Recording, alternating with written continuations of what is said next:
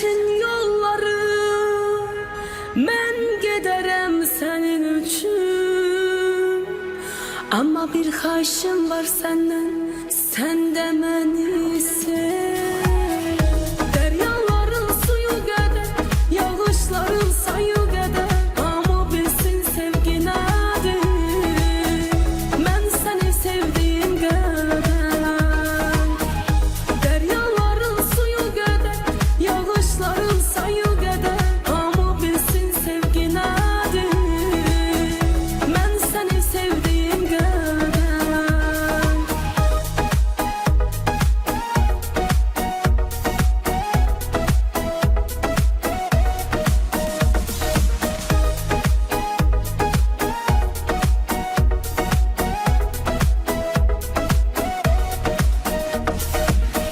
Her durduğum seherlerde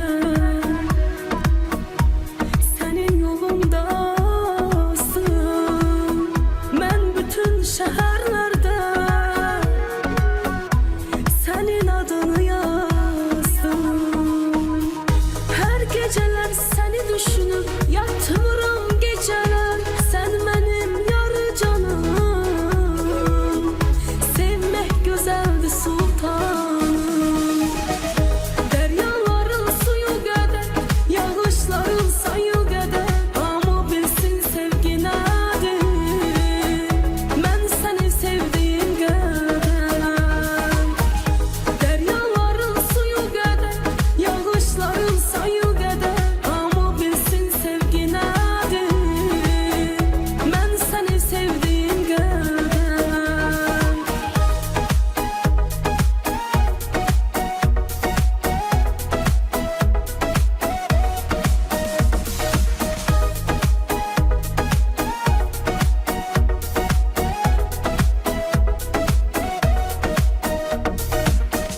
Bırakma ellerimi,